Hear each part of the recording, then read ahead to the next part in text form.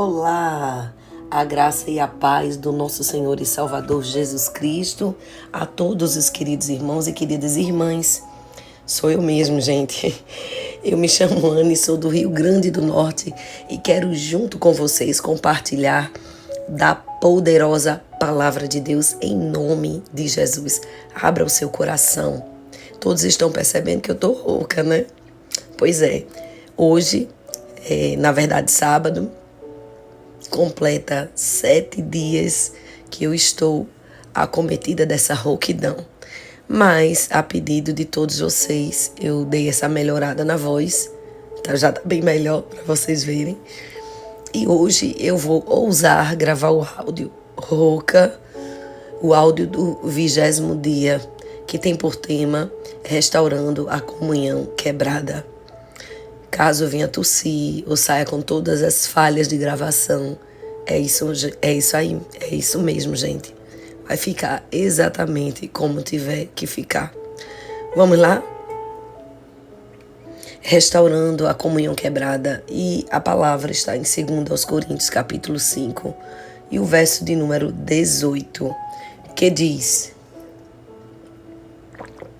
Deus restaurou o nosso relacionamento consigo por meio de Cristo e nos deu o ministério da restauração de relacionamentos.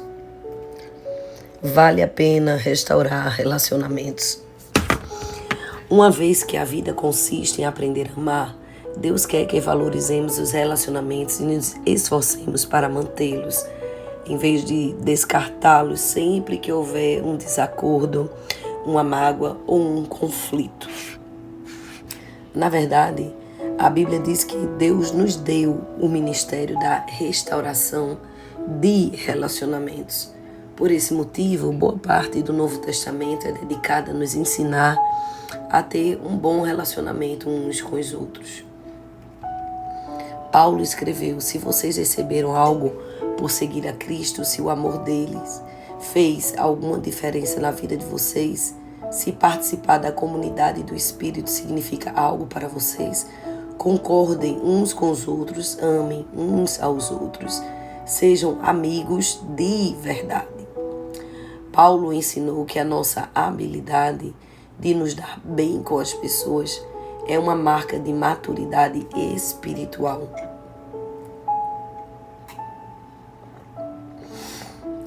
Uma vez que Cristo quer que sua família seja conhecida pelo amor entre seus membros, perder a comunhão é testemunho deplorável para os que não creem. Foi por isso que Paulo ficou tão envergonhado quando os membros da igreja de Coríntio se dividiram em facções contrárias, entregando os outros irmãos e chegando a prestar perante um juiz queixa. E ele escreveu: que vergonha! Será que entre vocês não existe alguém com bastante sabedoria para resolver a questão entre irmãos? Ele ficou escandalizado ao descobrir que não havia ninguém maduro na igreja para resolver o conflito pacificamente. Da mesma maneira, nessa carta, ele disse: digo com toda a veemência que posso. Vocês devem estar de acordo uns com os outros. Se você quer a bênção de Deus em sua vida e quer ser conhecido como filho de Deus, deve aprender a ser um pacificador. Jesus disse: Deus abençoa os que trabalham pela paz, pois eles serão chamados filhos de Deus. Note que Jesus não disse: bem-aventurados os que amam a paz, pois todo mundo ama a paz. Nem ele disse: bem-aventurado os pacíficos que nunca se incomodam com nada. Jesus disse: bem-aventurados que trabalham pela paz, aqueles que procuram efetivamente solucionar conflitos. Pacificadores são raros, porque fazer a paz dá trabalho árduo, e dá mesmo da gente.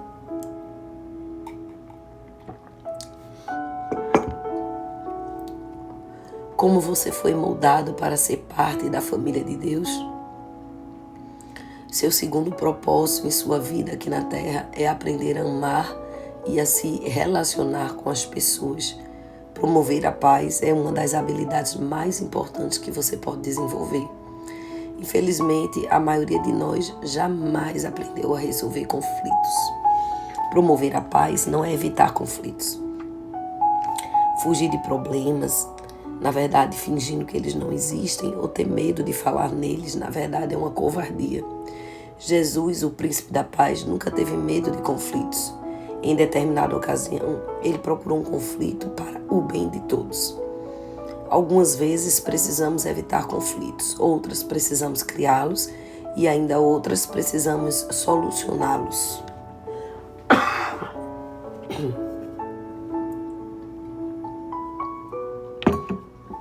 É por isso que precisamos orar, pedindo a direção contínua do Espírito Santo.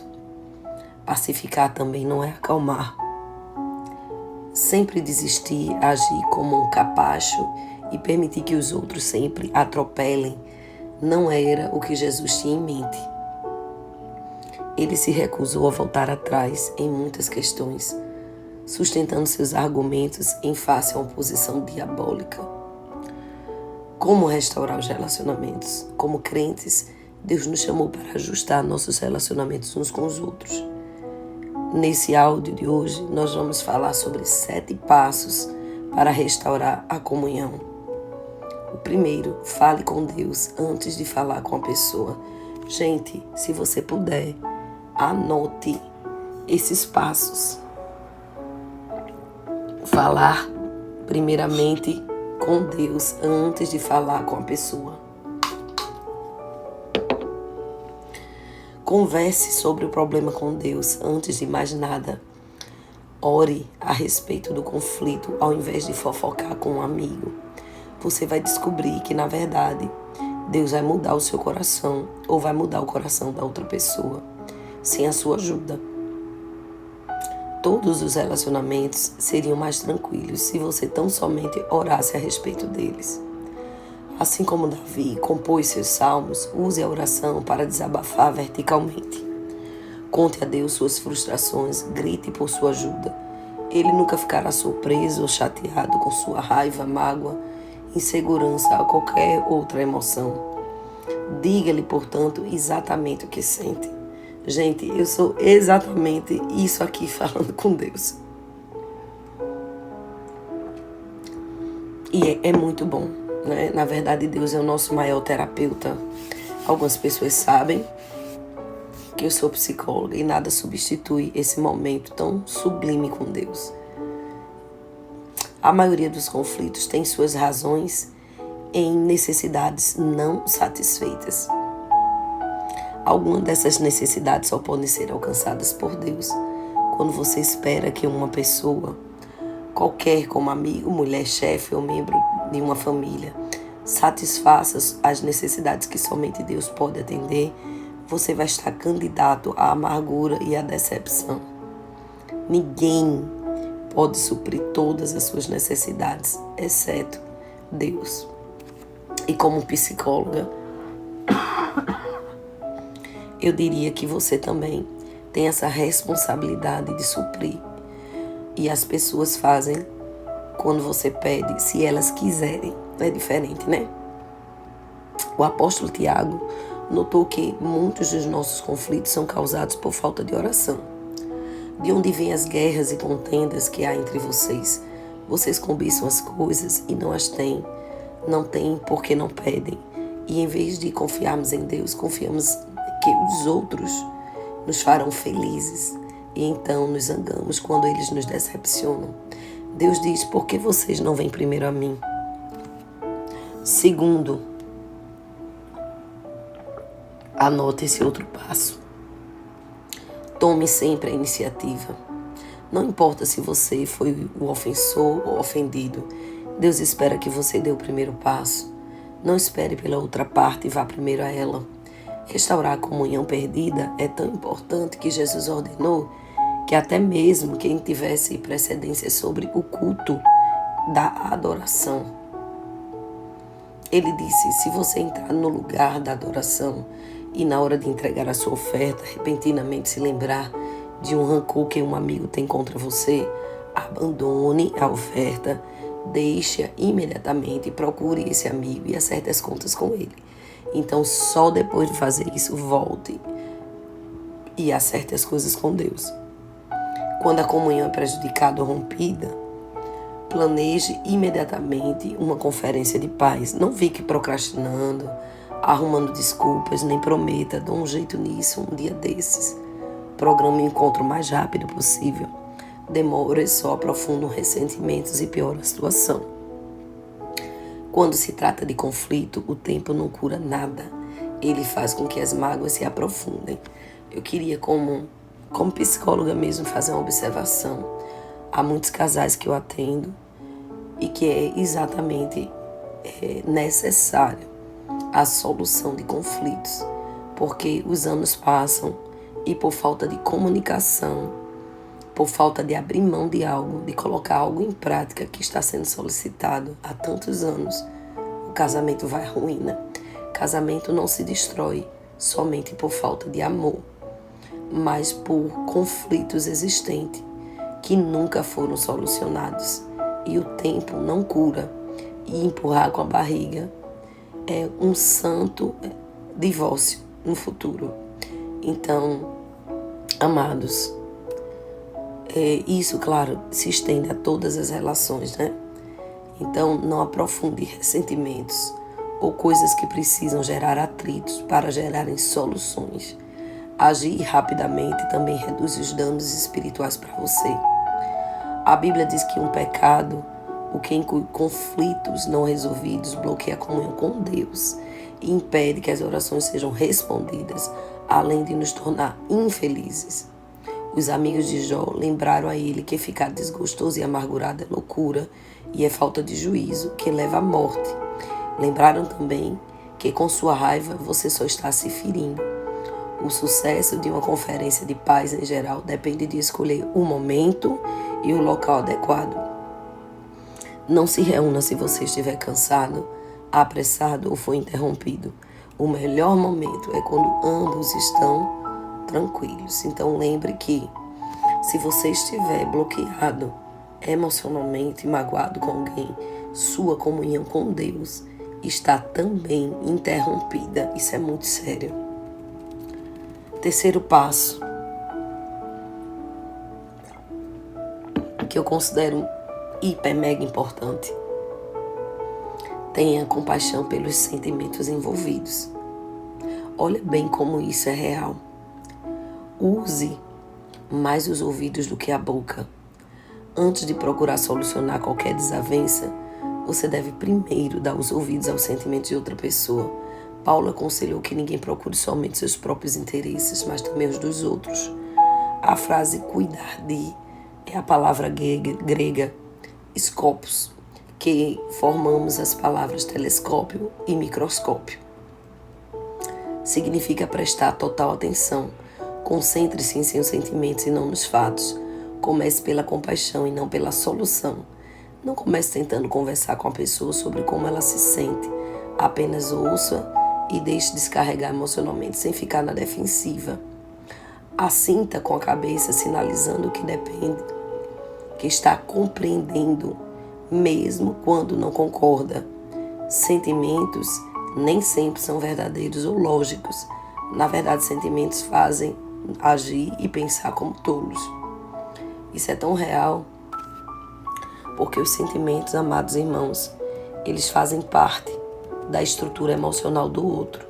Então, às vezes, o outro falou, disse ou fez, mas não teve a intenção. Então, a intenção ela é própria da pessoa. Davi admitiu: meu coração estava cheio de amargura e fiquei revoltado.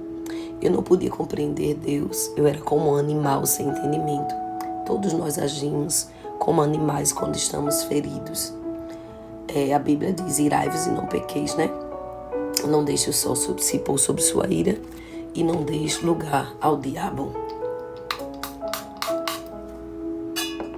Em contrapartida, a Bíblia diz: a sabedoria do homem lhe dá paciência, sua glória é ignorar as ofensas. A paciência vem do conhecimento e o conhecimento vem de escutar a perspectiva dos outros. Quando ouve, você está dizendo: valorize sua opinião. Preocupe-me com o nosso relacionamento, você é importante para mim. O ditado é verdadeiro. As pessoas não se importam com o que sabemos até que saibam com o que nos importamos. Para estabelecer a comunhão, é preciso carregar o fardo que temos, a consideração para com as dúvidas e temores de outras pessoas, daqueles que sentem que essas coisas estão erradas. Agrademos ao outro e não a nós próprios e façamos aquilo que é para o bem e edificação do Senhor. É sacrificante absorver pacientemente a raiva dos outros, sobretudo quando ela é infundada. Mas lembre-se, foi isso que Jesus fez por você. Ele suportou sua fúria infundada e maliciosa para salvá-lo. Cristo não agradou a si próprio, mas como está escrito: os insultos dos que te injuriaram caíram sobre mim.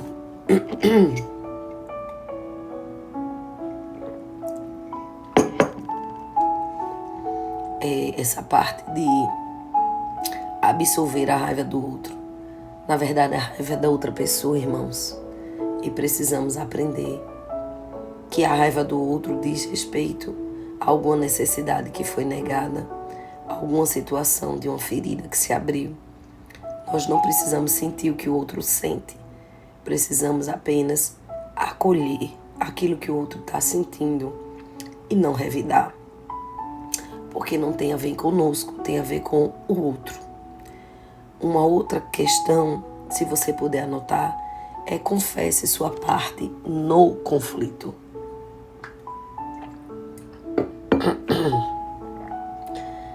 Se você realmente deseja restaurar um relacionamento, deve começar admitindo os próprios erros e transgressões. Jesus disse que esta é a forma de ver as coisas com mais clareza. Tire primeiro a viga do seu olho, e então você verá claramente para tirar o cisco do olho do seu irmão. Já que todos temos pontos cegos, você precisará pedir uma terceira pessoa que te ajude a avaliar suas ações e se encontrar com a pessoa com quem você tem um conflito. Também peça a Deus que Ele mostre quanto problema foi causado por você e pergunte: sou eu o problema? Estou sendo irrealista, insensível, sensível demais? A Bíblia diz que se afirmarmos que estamos sem pecado, negamos a nós mesmos. Essa é a parte importante, né? É pedir para que outra pessoa medie ou perceba ou enxergue por você. A confissão é uma ferramenta poderosa para a reconciliação. Frequentemente, a forma de lidarmos com o conflito cria um problema ainda maior do que o problema em si. Quando você começa admitindo humildemente seus erros, isso neutraliza a raiva de outra pessoa e desarma o seu ataque, porque ela provavelmente esperava que você ficasse na defensiva. Não dê desculpas nem transfira culpa. Apenas confesse sinceramente qualquer participação que você tenha nesse conflito e aceite a responsabilidade por seus erros e peça perdão. Irmãos, eu considero uma coisa muito importante não justificar o erro. Porque se você justificar, você vai começar a tentar explicar o porquê que você fez. E se a pessoa já está com raiva, isso não é fundamental. O fundamental é que você admita que errou, mesmo que você não concorde com o que a pessoa está dizendo, e simplesmente siga adiante. Um outro passo, se você puder anotar também. Insista contra o problema e não contra a pessoa. Não há como solucionar um problema se você está procurando identificar a culpa. Olha como isso é sério, gente. Você terá de fazer uma escolha. A Bíblia diz: a resposta calma desvia a fúria, mas a palavra ríspida desperta a ira. Você nunca se fará entender estando zangado. Então escolha cuidadosamente as palavras. Uma resposta branda é sempre melhor do que uma resposta sarcástica. Na solução de conflitos, a maneira em que você fala é tão importante quanto o que você fala. Se você falar de uma forma ofensiva, a outra pessoa virá de uma forma defensiva. Então vamos combinar aqui. Procure falar da maneira certa e da forma certa. Deus nos diz: quem tem um coração sábio é conhecido por ser uma pessoa compreensível. Quanto mais agradáveis são as suas palavras, mais você consegue convencer os outros. Irritar as pessoas jamais funciona e você nunca é persuasivo quando é áspero. Durante a Guerra Fria, ambos os lados concordaram que algumas armas eram destrutivas demais e deveriam jamais serem usadas. Atualmente, as armas químicas e biológicas foram banidas e os estoques de armas nucleares estão sendo reduzidos e destruídos para o bem da comunhão.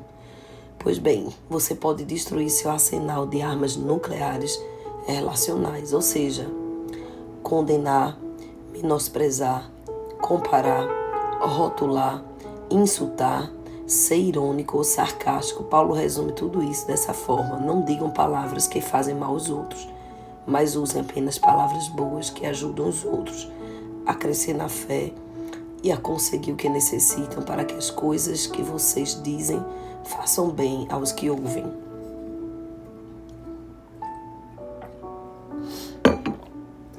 Mais um ponto. Coopere tanto quanto possível. Paulo disse: façam tudo o que possível para viver em paz com todas as pessoas. A paz sempre tem uma etiqueta de preço. Às vezes custa o nosso orgulho, frequentemente custa o nosso egoísmo. Pelo bem da comunhão, faça o melhor que você puder para chegar a um acordo. Adapte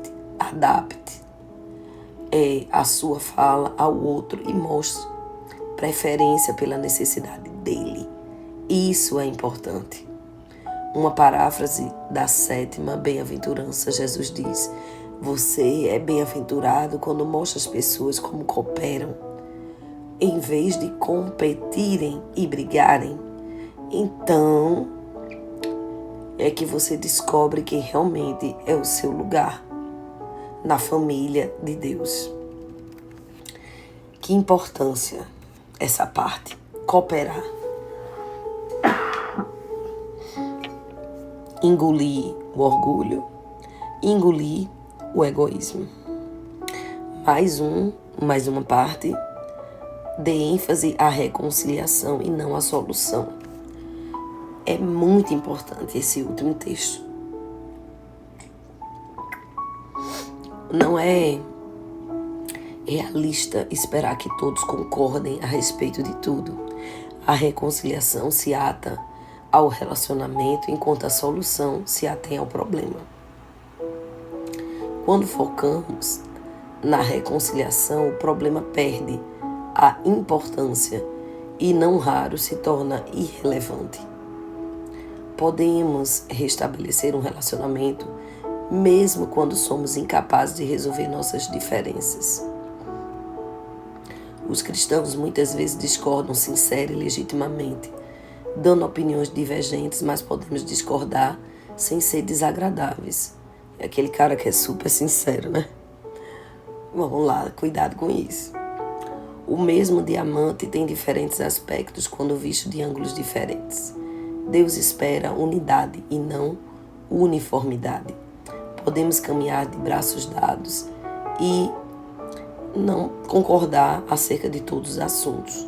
Isso não significa que você deva desistir de encontrar uma solução.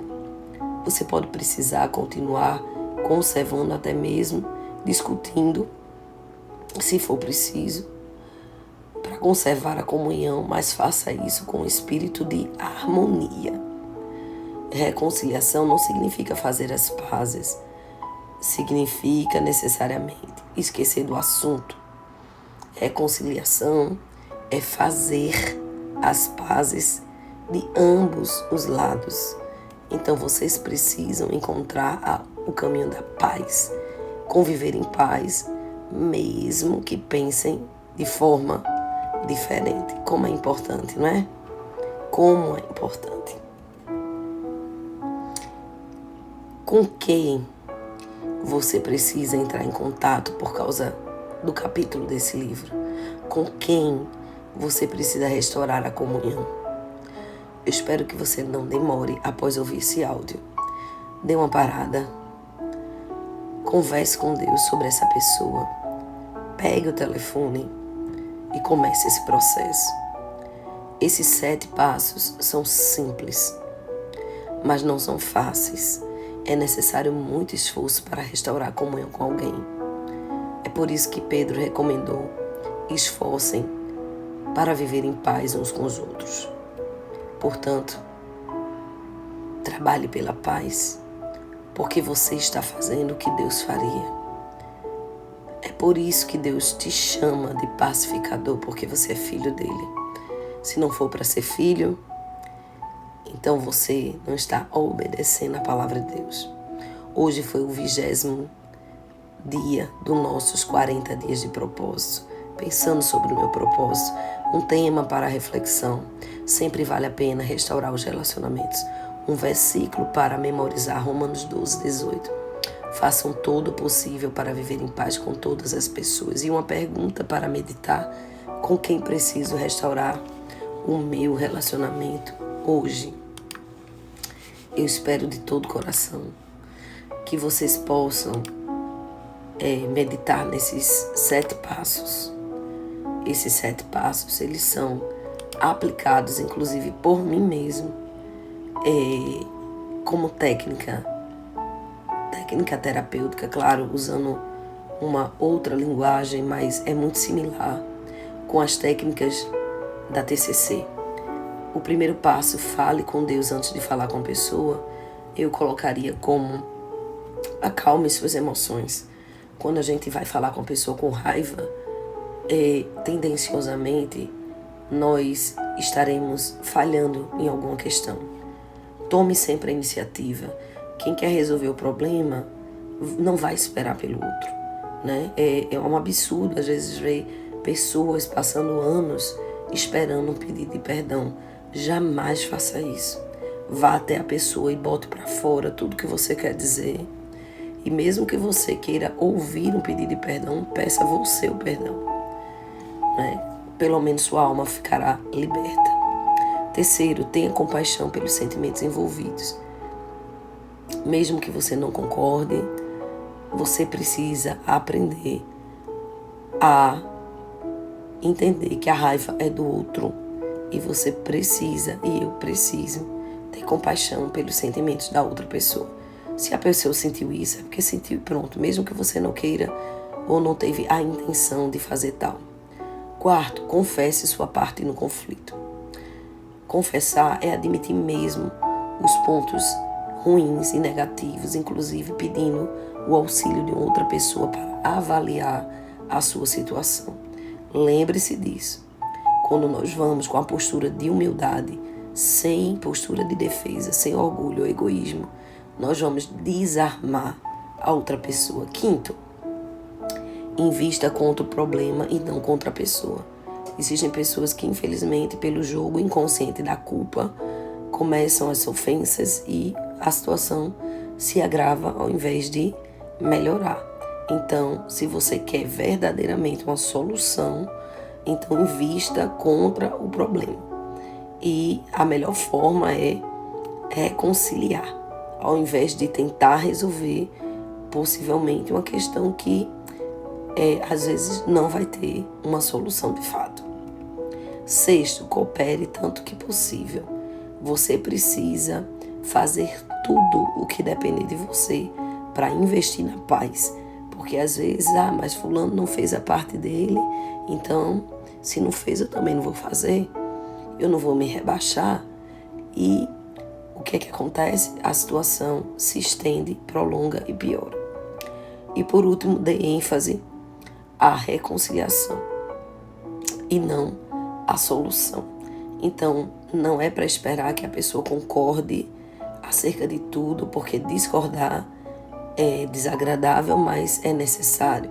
Somos pessoas diferentes, com culturas diferentes, com criações diferentes, com pensamentos diferentes, mas precisamos manter o espírito de harmonia, porque somos filhos de Deus.